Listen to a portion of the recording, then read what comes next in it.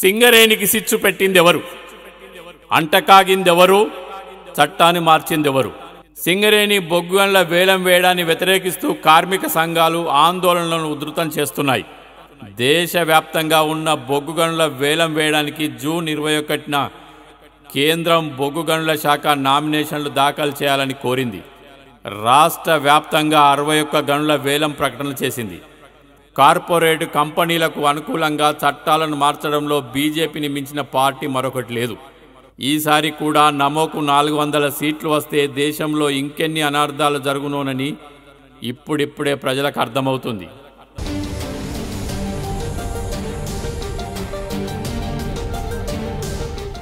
కార్మిక ప్రయోజనాలను తుంగలో తొక్కి కమర్షియల్ వ్యాపారులకు మేలు ఒనగూర్చడంలో భాగమే సింగరేణి గనుల వేలం.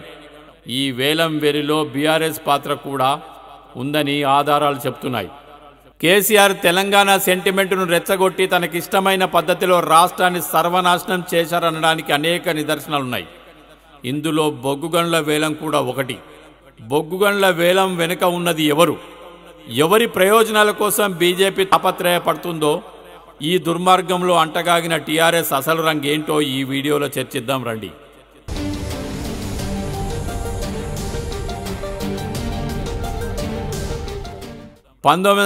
దక్కన్ సింగరేణి కాలరీస్ కంపెనీగా మారి ఇప్పటి వరకు సింగరేణికి ప్రైవేట్ అంశమే లేదు. 51% రాష్ట్ర వాటాతో 40% కేంద్ర వాటాతో ప్రభుత్వ రంగ సంస్థగా సింగరేణి అద్భుత ఫలితాలు సాధిస్తూ వచ్చింది. 39 బొగ్గు గనులు, 40,000 మంది కార్మికులు, ఆధునికమైన సాంకేతికతో ఎన్నో మైలురాళ్లు దాటింది. దేశానికి ఆదర్శంగా ఉన్న సింగరేణిపై బడా వ్యాపారుల కన్ను పడింది. అదానీ అంబానీలకు దోచిపెట్టడానికి ఎప్పుడూ సిద్ధంగా ఉండే బీజేపీ ప్రభుత్వ సింగరేణి ప్రైవేటీకరణకు కుట్రకు వ్యూహం రచిస్తూ వచ్చింది. గత 10 సంవత్సరాల నుంచి సింగరేణిలో ఎలాంటి విస్తరణ అవకాశాలు రాకుండా జాగ్రత్త పడింది. 1973 బొగ్గు గనుల చట్టం ప్రకారం బొగ్గు కంపెనీలు జాతీయం చేశారు. సింగరేణి 1975లో కోల్ ఇండియా సంస్థ CIL యాజమాన్యం కిందికి వచ్చింది. అప్పటి నుండి తెలంగాణలో సింగరేణి ప్రభుత్వ రంగ సంస్థలో స్వతంత్రంగా కొనసాగుతుంది. దేశంలోని విద్యుత్తు, ఇనుము, సిమెంటు పరిశ్రమలకు అధిక బొగ్గు అవసరం ఉండడంతో ప్రైవేటు కంపెనీ యాజమాన్యాలు నేరుగా బొగ్గు తవ్వుకునే అవకాశం కల్పించాలని కేంద్ర ప్రభుత్వాన్ని కోరాయి. అప్పటి కాంగ్రెస్ ప్రభుత్వం 1973 చట్టాన్ని సవరణ చేస్తూ బొగ్గు గనులు తవ్వుకోవడానికి అనుమతులు మంజూరు చేసింది. తవ్వుకున్న బొగ్గు కంపెనీలకు మాత్రమే వాడుకునే విధంగా చట్టం తీసుకొచ్చింది. ఉమ్మడి ఆంధ్రప్రదేశ్లో అప్పటి ముఖ్యమంత్రి వైఎస్ రాజశేఖర రెడ్డి సింగరేణి ప్రైవేటీకరణ అంశాన్ని తెరపైకి తీసుకువచ్చినప్పుడు కార్మిక సంఘాలు పెద్ద ఎత్తున ఆందోళన చేయడంతో ఈ ప్రయత్నాన్ని విరమించుకున్నారు.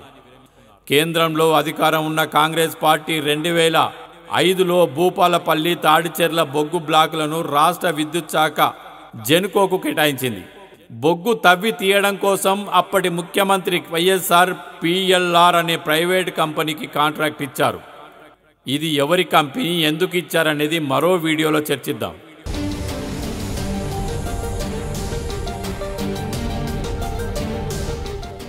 2011 ఉద్యమ సమయంలో కేసీఆర్ కార్మిక సంఘాలను రెచ్చగొట్టి ఈ కాంట్రాక్టుపై పెద్ద ఎత్తున వ్యతిరేకత తీసుకొచ్చారు.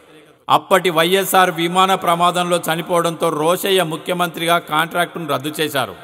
2014లో తెలంగాణ రాష్ట్రం ఏర్పడిన తర్వాత ముఖ్యమంత్రి కేసీఆర్ 2015లో భూపాలపల్లి, తాడిచెర్ల బొగ్గు బ్లాకులను AAR అనే ప్రైవేట్ సంస్థకు అప్పగించారు. కార్మిక సంఘాలు ఎంత ఆందోళన చేసినా కేసీఆర్ పట్టించుకున్న పాపాన పోలేదు. ఇక్కడ వైఎస్ఆర్ కాంట్రాక్ట్ ఇస్తే కేసీఆర్ సెంటిమెంట్ను రెచ్చగొట్టి కాంట్రాక్టును రద్దు చేయించారు. కేసీఆర్ ముఖ్యమంత్రి అయిన తర్వాత AAR అనే కంపెనీకి కట్టబెట్టారు. కార్మిక సంఘాల ఆందోళన పట్టించుకోలేదు. ఇది కేసీఆర్ స్ట్రాటజీ. 1973లో తీసుకొచ్చిన బొగ్గు గనుల జాతీయకరణ చట్టాన్ని ప్రైవేట్ కార్పొరేట్ సంస్థలకు అనుకూలంగా బీజేపీ ప్రభుత్వం 2014లో చట్ట సవరణ బిల్లును ప్రవేశపెట్టింది. అప్పటికే పార్లమెంటులో ఉన్న టీఆర్ఎస్ ఎంపీలు కేసీఆర్ ఆదేశాలకు అనుగుణంగా ఈ బిల్లుకు ఆమోదం తెలపడంతో 2015లో చట్టంగా మారింది.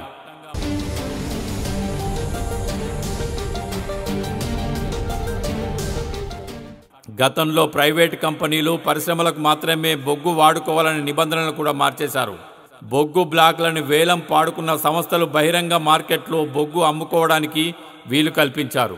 చట్ట సవరణతో తెలంగాణలోని సింగరేణి గనులన్నీ కేంద్రం తన ఆధీనంలోకి తెచ్చుకుంది.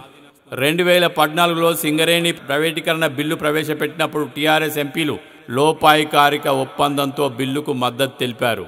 దీంతో సింగరేణి కార్మికులకు తీరని అన్యాయం జరిగింది. మళ్లీ అధికారంలోకి వచ్చిన బీజేపీ బొగ్గులను కమర్షియల్ వ్యాపార పద్ధతిలో వేలం వేస్తున్నారు. ఇప్పటికీ దేశంలో 107 బొగ్గులను అమ్మేశారు. 2021లో మళ్లీ కేసీఆర్ ఎన్నికల దృష్టిలో పెట్టుకుని కార్మికుల చెవుల్లో కాలీఫ్లవర్ పెడుతూ స్టాండ్ తీసుకున్నారు. సింగరేణి వేలంపాట ఆపాలని, నామినేషన్ పద్ధతిన సింగరేణి కేటాయించాలంటూ కార్మికులను తప్పుదారి పట్టించారు. అయినా వేలం ఆగలేదు. సింగరేణి కార్మిక సంఘాలతో అంటగాగిన ఎమ్మెల్సీ కవిత ఏదో సాధించినట్లు కార్మికులందరి చెవుల్లో పువ్వులు పెట్టి పబ్బం గడుపుకున్నారు. సింగరేణిని సర్వనాశనం చేశారు. సింగరేణి గుర్తింపు పొందిన ఏఐటీసీ అన్ని సంఘాలు వామపక్షాల పార్టీలను కలుపుకొని ఆందోళనకు దిగుతున్నాయి. బొగ్గు వేలం నామినేషన్ పద్ధతి ద్వారా సింగరేణికే కేటాయించాలనే డిమాండ్తోని రోడ్లెక్కాయి. సింగరేణి వేలంకు వ్యతిరేకంగా పెద్ద ఎత్తున ఉద్యమించడానికి సిద్ధమవుతున్నారు. దీన్ని చేతులు కాలాక ఆకులు పట్టుకుంటా అంటారేమో.